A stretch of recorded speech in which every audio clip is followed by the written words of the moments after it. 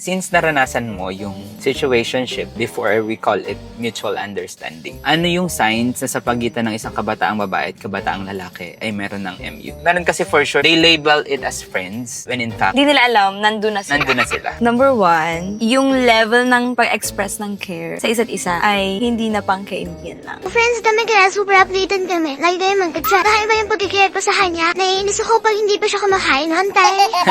Hindi ka makakain. Heis, bakit hindi ba? Pero yung totoo, alam mo yan, medyo boyfriend actingan na kayo. In denial lang. Next. Na-mention mo na, magka-chat Oo, lagi, yan. magkausap Oo. palagi. Kumbaga sa panahon natin, wala ka naman sanang load today. Pero dahil may ka-chat ka, Naka-Andy kailangan text ka siya bigla. Oo, parang lagi naka 7 days para Oo. sure na updated kayo. Do you do it with your friends? Hindi talaga, di ba? Kausap Tsaka yung updated, di ba? Parang hindi talaga, parang awkward na, parang bakit? Unless na lang may ganun kayong kakaibang rules sa friendship. Sa normal na magkakaibigan, hindi kahit kami sa girls ha, hindi talaga updated. Pag nandyan ka, ano yung update ako yung naku talaga, wag mo nang takloban. Ba't mo siya ina-update lagi? Ito yung sinasabi ko pag may kausap ako na ganyan na pag ba naputol yung pag-chat or pag-uusap nyo, mabo-broken hearted ba siya? Kasi pag nakat yun, tapos na-broken hearted siya, it means there's something. Kasi ako, may mga friends ako na matagal kami, like years, hindi kami nagkausap. Pero pag nagkita kami, same friendship pa din. Kasi friendship is not based sa chat. Pero pag yung chat ang nagdedetermine ng relationship, hindi na siya simpleng friendship lang.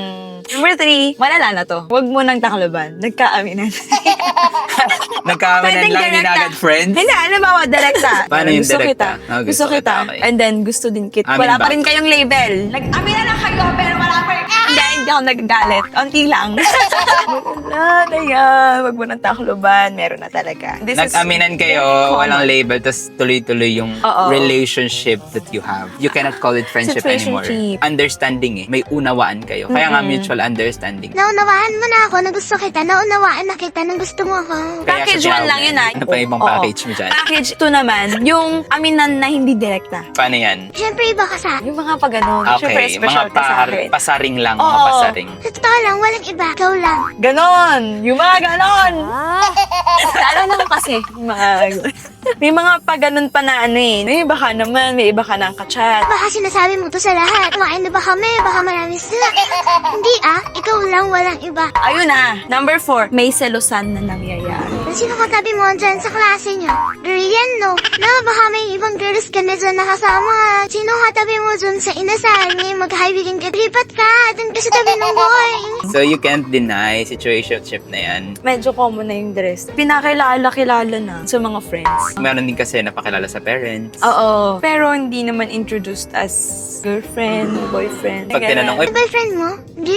Friends lang kami eh. Ay, Ano pa? May tawagan na. Hindi man honey bunch, love, hindi babe. In fairness ha, naging magkaibigan tayo, hindi tayo nag-best-bestan. ate lang. Sadly. Isa pa, may away-away na nangyayari. LQ. Pa-feeling LQ, wala namang kayo. Landi quarrel kasi yun. Okay. Kawawa, feeling girlfriend, boyfriend, wala namang sila. Actually, the people na nandun, they know, they just have to open their eyes. Okay, sige. Pagpalagyan natin hindi alam, edi sige, check nyo na yung 7. Now you know.